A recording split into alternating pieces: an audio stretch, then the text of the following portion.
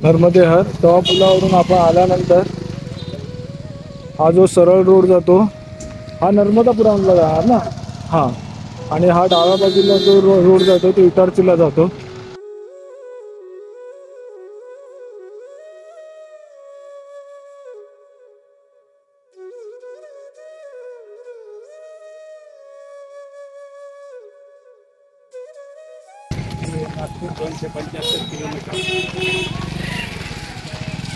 नर्मदे हर तर इटारसी 11 किलोमीटर आहे आणि नागपूर 275 किलोमीटर आहे। इटारसी आता इथून आपल्याला 11 किलोमीटर आहे आणि इटारसीच्या मार्गे आपण मार्गस्थ झालेलो आहोत आणि मला वाटतं 11:30 पावणे 12 वाजलेत आणि मस्त आम्ही कलिंगड खाल्लंय आणि इथे काय इथे रोपणी नर्मदापुरम लिहिलेलं आहे आणि मस्त आम्ही कलिंगड खाल्लं, बरं वाटलं। आधी टरबूज खाल्ला, बरं वाटलं। कलिंगड पण खायला मजा आली, मस्त। मीठ होतं तिथे ठेवलं तर मीठ पेरून खाल्ल्यावर अजून चव त्याची द्विगुणित झाली। आणि गरमीसाठी कलिंगड टरबूज खूप छान असतं कारण ते वॉटरी आहे, पाण्याची गरज भागवतं, पोटाला थंडावा देतं। हे नवीन काही सांगत नाही, सगळ्यांना माहिती आहे, तरी पण बोलतोय मी। नर्मदे हर। हा हा हा, रस्त्यावर असं वाटतं ना की आम्ही तिघच आहे, बाकी कोणी नाही, सगळं एकदम विराण झालंय। नर्मदे हर। शंभू आणि फुलं खूप खरोखर छान दिसतं हे झाड। हा, झाड खूप छान दिसतं। नर्मदे हर। तर आता आपण पांजराकला इकडे आहोत आणि वीरांगणा राणी दुर्गावती चौराहा ही जागा आहे। त्यांचा जन्म 5/10/1524 आणि मृत्यू 24/6/1564, म्हणजे ऑलमोस्ट 40 वर्ष। नाही, हा हो 40 फूट। 1524 आणि 1564 अशा आपल्या ह्या वीरांगणा माता आपल्या देशाची शान आहेत, आन मान शान। नर्मदे हर। आणि इथे इटारसी लिहिलंय पण किती आहे ते माहित नाही आहे। नर्मदे हर। तर आता आपण इटारसीला चाललो आहोत।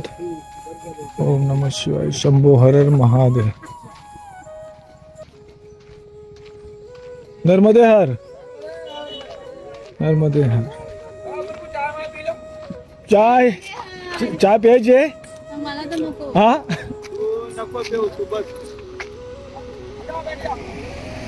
चलो पी लेते। नर्मदे हर।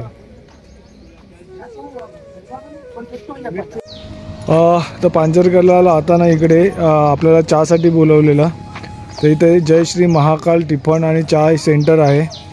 तर आपली दुपारची भोजन प्रसाद ही आपण इथे घेतली। तर परिवारांना जर इटारसी मार्गे जायचं असेल तर ह्यांची भोजनाची व्यवस्था आहे। 60 रुपयामध्ये ते अनलिमिटेड असं जेवण देतात। तर हा शुद्ध शाकाहारी आहे आणि जर परिक्रमावासी आले तर त्यांना ते नक्कीच डिस्काउंट देतील कमी ह्याच्यामध्ये, कारण मध्ये काहीच व्यवस्था नाही आहे जेवणाची।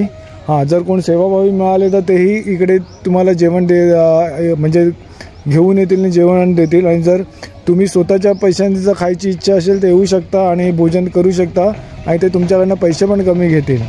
तो हाँ, तो आप अपना इधर का बता दो क्या हाथ में कैसा है, कैसा मतलब आपका नाम बोलो। और सुभाष तिवारी। सुभाष तिवारी म्हणून आहेत। और बताओ कितना दूर है यहाँ से अपना? तवा पुल से 3 किलोमीटर। तवा 3 किलोमीटर। डाव्या हाताला त्यांचं जयश्री महाकाल टिफन पंडितजीच्या नावाने ते भोजनालय चालवतात। तर तुम्ही येऊन इथे विचारू शकता आणि भोजन प्रसादी घेऊ शकता आणि ते तुम्हाला डिस्काउंट पण देतील। आप डिस्काउंट भी देते आणि जेवण खूप चांगलं आहे, चहा पण खूप उत्तम आहे त्यांच्याकडची। तो आइए, नर्मदे हर। नर्मदे हर। हम आगे गए थे वापस नहीं तो क्या इसमें आ जाएगा ना, तो किसी को तकलीफ नहीं। ये देखो कितनी जान भक्ति है। तर ज्यांना कोणाला जर भोजन करायचं असेल त्यांनी इकडे यांच्याकडे येऊन भोजन करू शकता। तर परिक्रमावासींसाठी ते डिस्काउंट देतील, आपल्याला पण त्यांनी डिस्काउंट दिलेला आहे। नाही तर कोणी सेवाभावी भेटला तर तुम्हाला तर तुमचे पैसे जे असतील ते सेवाभावी देते. नर्मदे हर. तर आपण आता इटारसीला चाललो आहोत.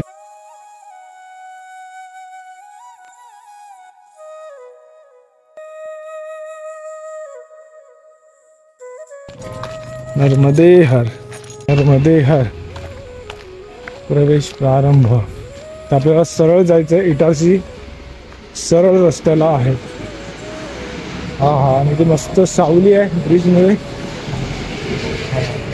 गार वाटतं. नर्मदे हर.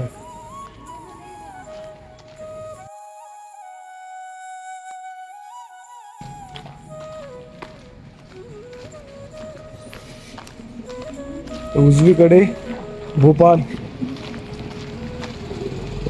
त्यामुळे ब्रिजच्या खालून आलेलो आहोत इटारसीच्या दिशेने जायला. नर्मदे हर.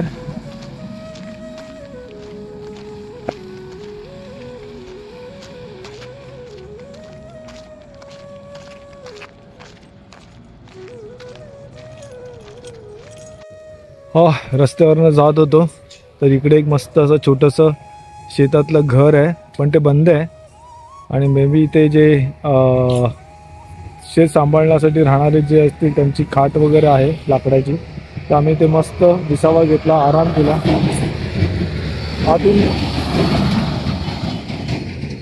आतून कडी होती. तर कडी मारतो, पकड.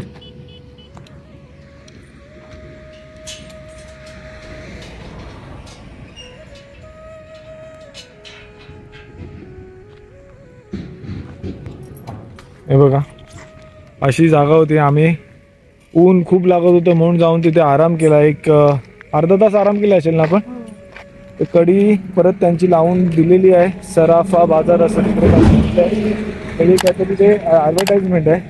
पण अशा ठिकाणी जाऊन बघा विसावा घेण्यासाठी आम्ही कुठेही बसतो. झाडाखाली, रस्त्यावर, कुठे असं आडोसा असेल जाऊन मस्त सावलीत बसतो, झोपतो 10-15 मिनटं. परिक्रमेत असं सतत घडत असतं. म्हणजे हा एक आनंद अजून वेगळा आहे परिक्रमेचा. कुठेही रस्त्यावर बसून खातो. म्हणजे असं आयुष्य आपण कुठे राहतो तिकडे कधीच जगत नाही. आणि ऊन आता बऱ्यापैकी कमी झालं आहे. मगाशी उन्हाचा ताप खूप जास्त होता त्यामुळे जरा अंगाला चटके लागत होते. पण आता तसं नाही, क्लायमेट चेंज झालं आहे. तर हळूहळू आमच्या पुढच्या मार्गावर आम्ही मार्गस्थ झालेलो आहोत. नर्मदे हर. आता इकडे एक 5 ते 7 किलोमीटर अंतर एक हनुमान मंदिर आहे. तर तिकडे आजचा विश्राम करण्याचा विचार आम्ही केला. आता सगळं मैयावर आहे. मैया जशी घेऊन जाईल आपल्याला, मैयाने आधीच ठरवलेलं असतं त्याप्रमाणे आपणच विश्राम करू. नर्मदे हर. काल खूपच उशीर झालेला. आम्ही घाई करत नाही, आरामात चालतो. उगा त्रास करून चालण्यात काही सेन्स नाही आहे. तर आरामात हळूहळू थांबत चालत असतो. नर्मदे हर.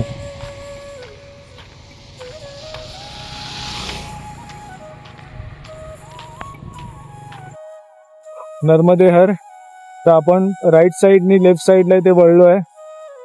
समोरचा जो रोड दिसतोय तो जातो होशंगाबाद आणि आपण डाव्या बाजूला जिकडे वळालो आहे तो रस्ता जातो इटारसीला. आणि इथे हा जो बोर्ड आहे तर आपण इटारसी मध्ये आता प्रवेश केलाय.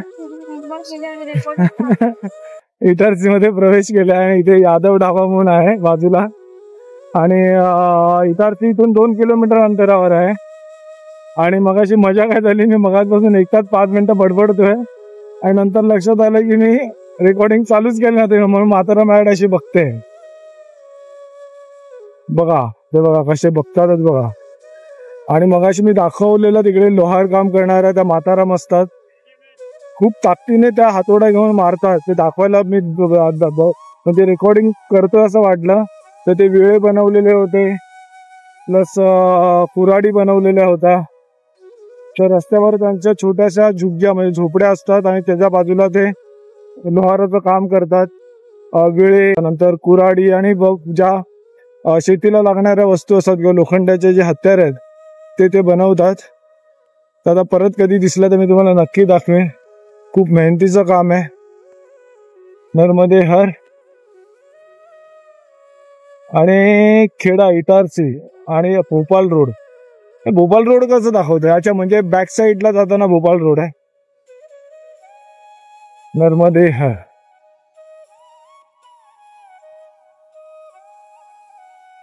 इकडे बघा, Madhya Pradesh warehousing and logistic corporation, शाखा खेडा, तहसील इटारसी, जिल्हा नर्मदापुरम.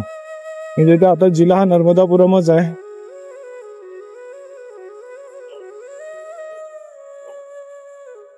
आणि आता असं वाटतंय कुठेतरी चहा पियावे. बघूया कुठे चहावाला असेल तर नक्की चहा पिऊ आपण. नर्मदे हर. कारण आपल्याला अजून एक 4 ते 5 किलोमीटर अंतर गाठायचं आहे. नर्मदे हर. कृषी उपज मंडी इटारसी, नर्मदापुरम.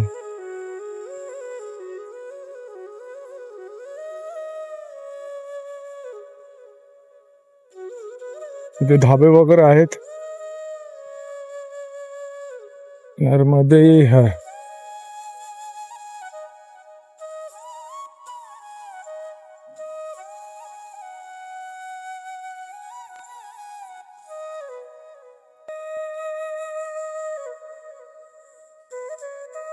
नर्मदे हर. आम्ही हनुमान मंदिर मध्ये आलो आहोत. इटारसीला ना, इटारसीच्या हनुमान मंदिर मध्ये आलोय. एवढं वादळ आलंय ना, हे बघ, अचानक वादळ आलंय. पाऊस पडतोय काय माहिती नाहीये, पण भरपूर बाहेर हवा वगैरे भरपूर सुटली आहे. आणि डस्ट बघा, पूर्ण डस्ट उडते. खूप भयानक असं क्लायमेट झालंय. बाहेर हवा भरपूर सुटली आहे आणि डस्ट भरपूर उडते. म्हणजे अक्षरशः इकडचे दरवाजे वगैरे आपटतात आहेत. हे बघा, सगळीकडे डस्ट झाली. पूर्ण क्लायमेट चेंज झालंय. बघा, सगळं एकदम अचानक वादळ आलंय.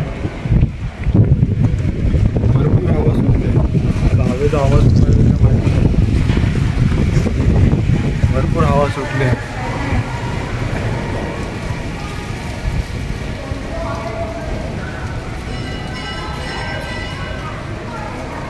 बाहेर तुम्हाला दिसेल, ह्याच्यात सुद्धा खूप धूळ उडताना दिसेल तुम्हाला. अचानक एकदम क्लायमेट चेंज झालं, अचानक.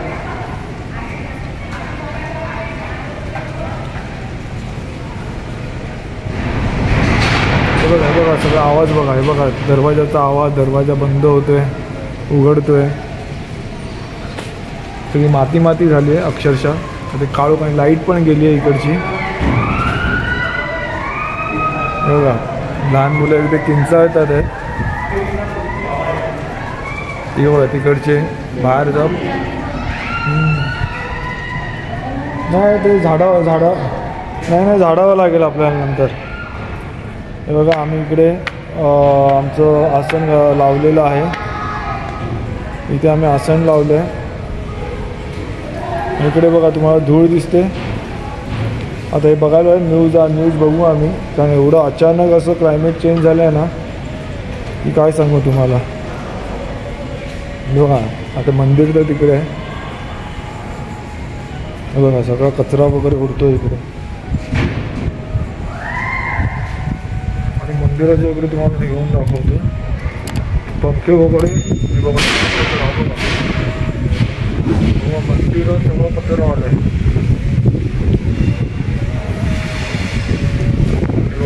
सगळं फॅन वगैरे गुंतवून फिरतात. चित्र क्लायमेट झालं आहे. सगळीकडे डस्ट सगळी आतमध्ये आली. हवा भरपूर हवा सुटली आहे. क्लायमेटमध्ये अचानक चेंज झालेलं आहे. एकदम भयानक वातावरण झालं आहे इकडे. आता मी पण जास्त वेळ बाहेर थांबत नाही. इकडे काहीतरी उडायचं वगैरे. कचरा जमा झाला आहे. बघा,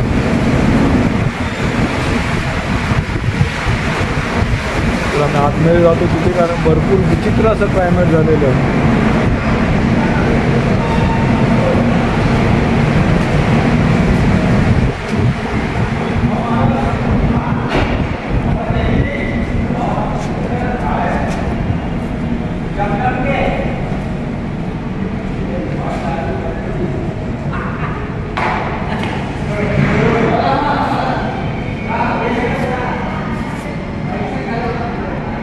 तिकडे तर फॅन बिन गोल गोल कचरा झालाय सगळा मंदिरामध्ये. तिथे काहीच नाही लिहिलेलं आहे फोरकास्टमध्ये तर वेदरमध्ये. नाही ना, अचानक झालं ना ते. तिकडे तर कचरा भरायला पण तिथे हांतरून नाही टाकलं, वाट लागली असती सगळी. अजून बाहर क्लाइमेट एकदम वो ज़्यादा खोलो मत, वापस अंदर हवा आएगा उसमें. वो हाँ नहीं, ठंडी हवा नहीं, सब कचरा अंदर आ रहा है. हाँ हाँ, वो जितना बंद है उतना बंद करो. हाँ हाँ, अचानक वादळ आले एकदम. 2 सेकंदात झालं पण काही विचित्र. नाही नाही, बाहेर येतोच आहे. हे बघा सगळं पडतंय, पत्रे वगैरे उडतात आहेत. हा, तो इसके लिए. हे बघा कचरा बघा केवढा तुम्हाला लाईटमध्ये दिसेल. हाँ हाँ, तो खिचड़ी बनाएंगे. नर्मदे है.